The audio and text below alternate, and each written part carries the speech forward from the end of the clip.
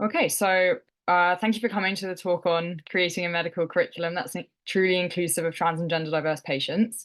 I'm hoping for this to just be like a discussion and thoughts session. It's not really like official teaching, it's just sort of me rambling about things that I've learned while doing my dis. So yeah, if you have any questions at any point, just interrupt me, that's all fine. Um, so that's changed slide, yeah? Yeah, we're good. Yeah, cool. Okay, so a little bit about my project. So first, a bit about me, I suppose. Um, I have an interest in LGBT inclusivity in medical education and healthcare education more generally, but because I'm studying medicine, my focus is medical education. I got involved in this through HEAL, which is our healthcare equality and advocacy for LGBTQ society, basically because I was frustrated as a medical student not seeing any of my experiences or like the experiences of my friends represented in the curriculum.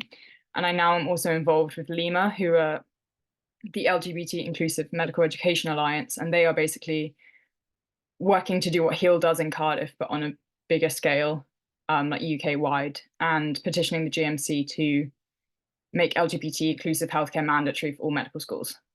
So in order to have a bit of background and, you know, what's the word? Education behind me, I have chosen to intercalate in medical education, which is taking a year out of medicine to do a degree in medical education, so learning a little bit more about how we actually teach within medicine. And as part of that, I have to do a research project, basically a dissertation. So that's where this project has come from. And obviously, I've chosen to do my research project in LGBT inclusive healthcare, specifically trans and gender diverse inclusive healthcare. So, as a bit of background to my research project, I think it's important to discuss research out there on this topic that already exists. So this comes in lots of different forms. Basically, there's a lot of research out there that has shown and proven that there are health disparities for LGBTQ plus individuals.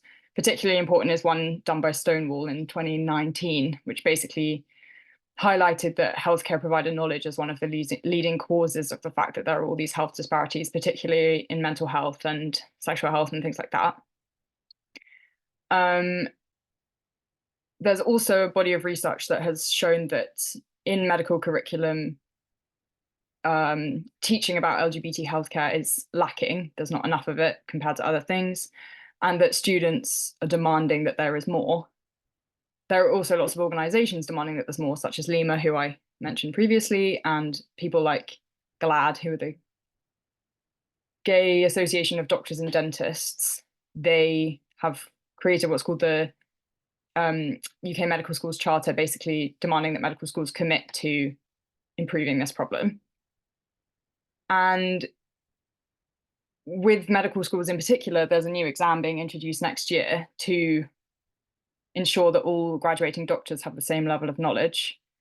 It's called the UK MLA, and I personally think that now is a really good time to bring medical schools together and bring this topic into medical schools, because that exam provides opportunity for everyone to have the same playing field. And if you were to make it a requirement for medical schools to teach this stuff, they would, because it would be assessed in the exam, that sort of thing.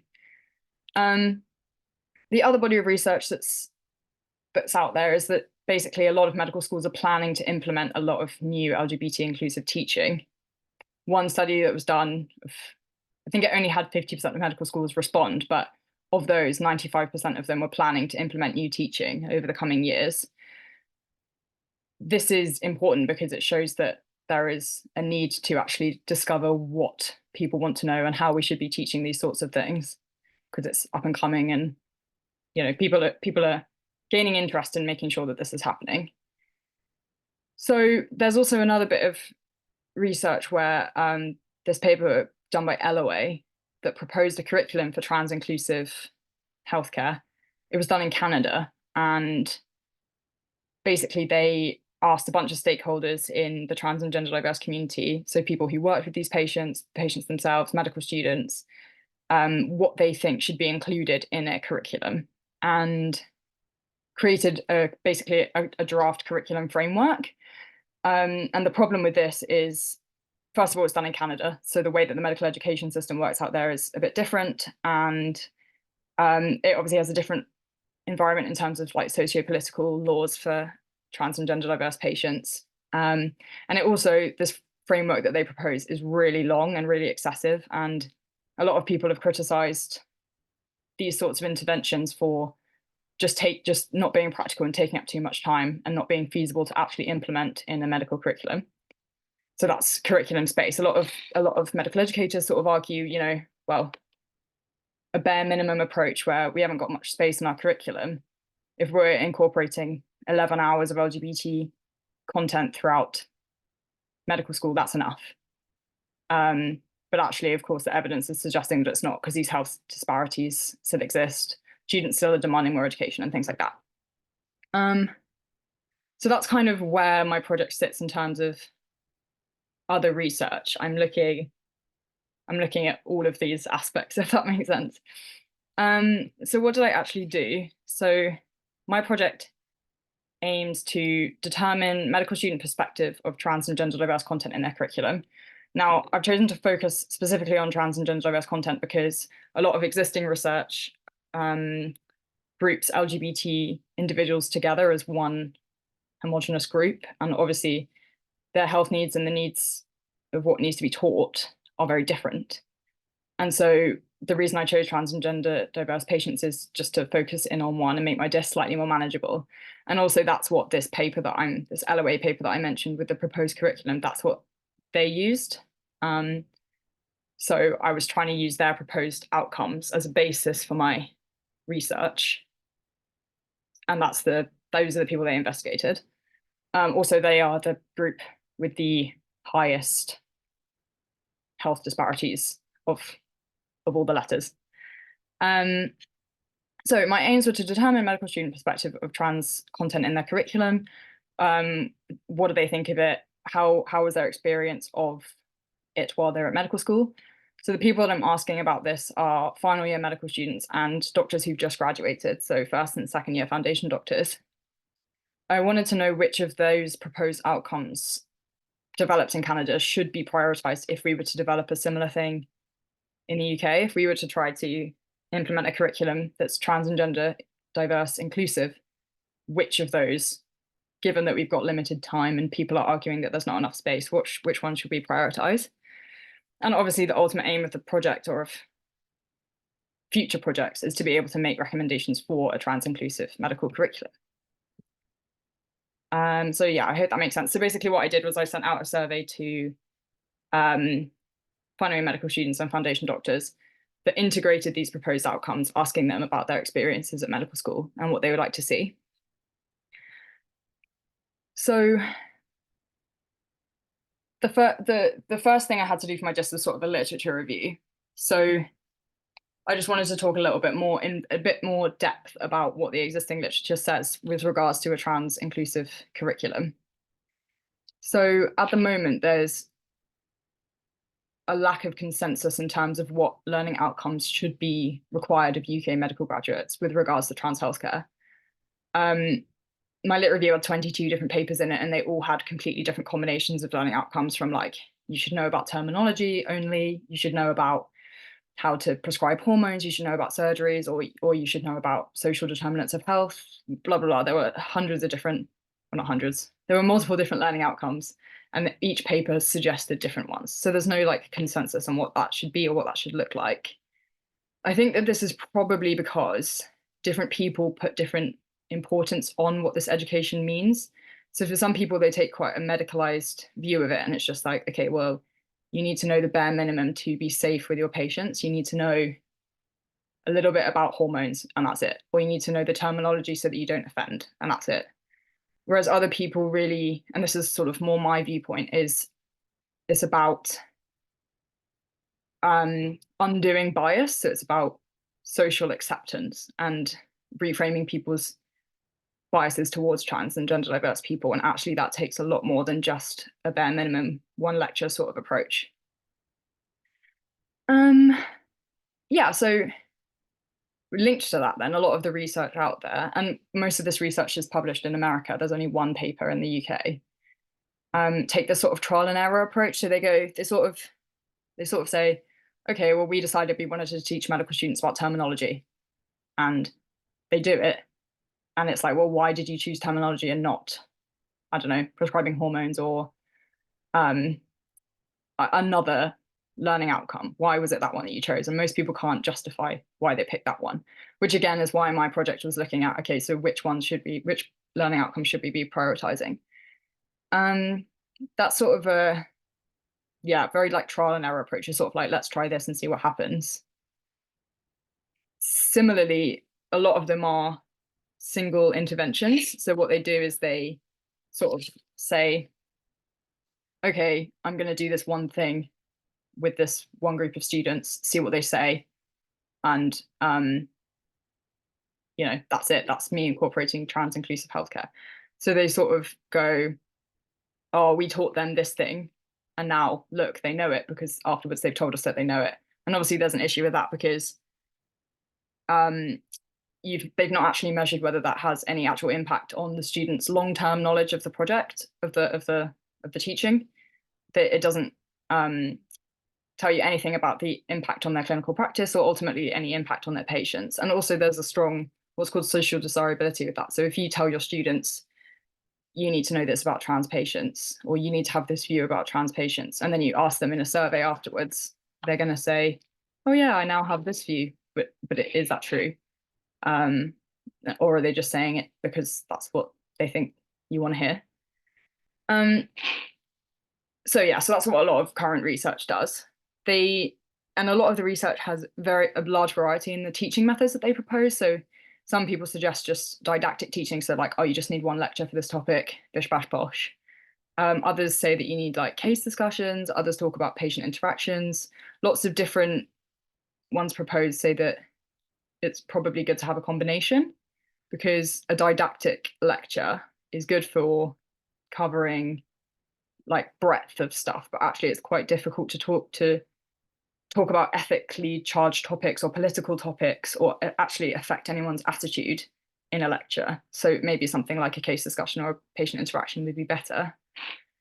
Patient interactions obviously have the benefit of you can practice talking to patients in a safe environment where you're kind of free to make mistakes. But there is actually a bit of a problem with that in terms of like over reliance on trans actors, which the medical schools have to recruit and compensate, which is expensive and can be quite a significant emotional burden for people.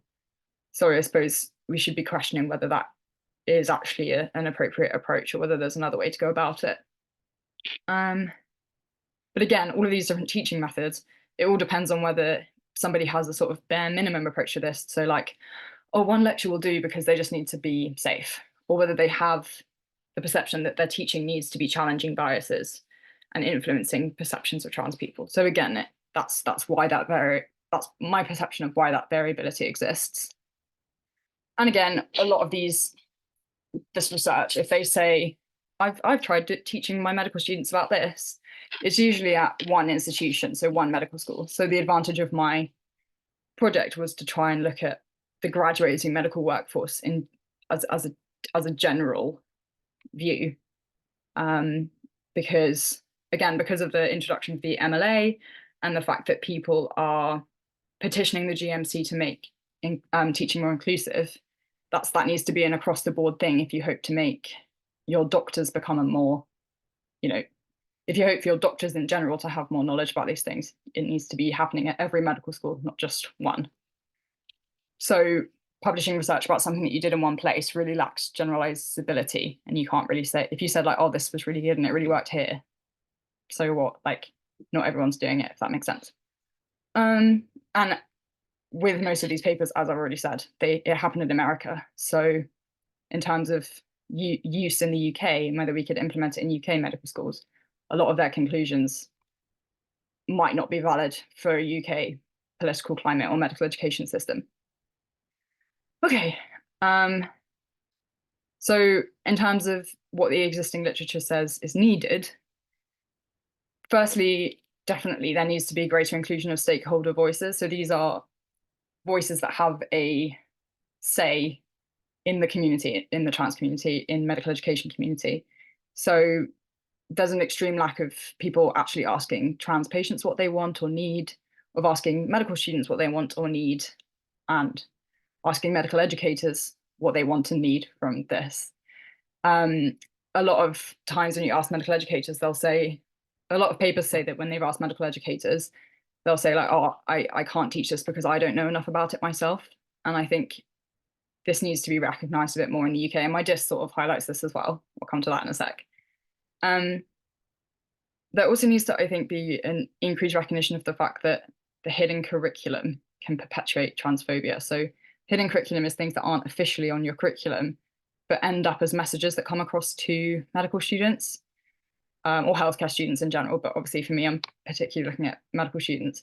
So that's like when you discuss sex and gender, you never highlight that that could be anything other than cis man, cis woman. And this is a hidden curriculum that implies that those are the only two experiences that exist.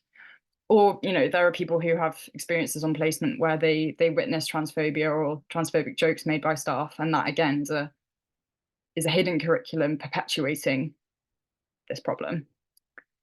And what else is needed is none of the research has any focus on intersectionality really. So how different identities intersect with gender and the impact that that can have on healthcare and how we can teach medical students about this. I've not come across anything that discusses intersectionality really. And non-binary gender identities are really underreported in research as well. So people tend to focus their resource on binary trans identities rather than non-binary identities. So again, there's not much research talking about, well, how could you destructure discussions around binary genders within a medical curriculum? Because a lot of medicine and diagnostics and learning relies very heavily on binary categories of whether you're a man or a woman. And actually, there are patients that this isn't their experience. So how do we undo that binary mindset? There's nothing talking about that really. And what else is needed is input from governing bodies. So a lot of medical schools say, I can't implement this because I don't have enough time to dedicate money and resources to coming up with a curriculum that works within my medical school. So I think that there is need from governing bodies to sort of take this work out of the hands of individual medical schools and make recommendations for them. And also governing bodies need to enforce this sort of content from medical schools. So if the GMC, for instance, is saying to a medical school, like, oh, you have to be including this, they're more likely to include it. Whereas at the moment, governing bodies aren't doing that. Okay. So my project so far, I'm not finished yet, so I haven't fully analysed my results or come up with any discussions or conclusions. But basically, my results have implied three main themes.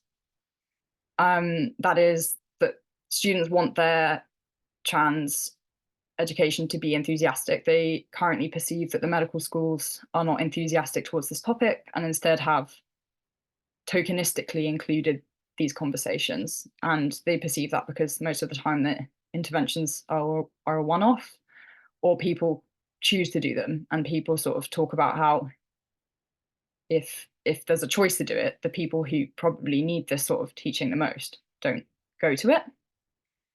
And similarly, they talk about how a lot of their teaching, they want their teaching to be highly informed, so they want it to involve trans voices. They currently are over-relying on student-led teaching, such as this, like from Healed Society or from other societies at other universities, and relying on their own self-direction, so looking at resources online. And currently that means that education of trans healthcare is not very informed. It just doesn't really come from the medical school. The second main theme being that they want their education to encourage their practice to be trans inclusive. So they want it to address biases, both in society and medical education. They want it to undo some of those stigmas that people have towards trans individuals, and they want their medical curriculum to help them advocate for trans patients. So they say things like, oh, I don't want to be somebody who causes harm to a patient by saying the wrong thing. I want to help them come to see me as a doctor, that sort of thing. And they also a lot of the respondents of my survey sort of argued that they weren't the ones that needed it. It was like other people. So there are people who maybe have grown up with different perceptions of what it means to be trans. And they sort of talk about how, again, linked with optional modules, how trans inclusive medical practice needs to address that.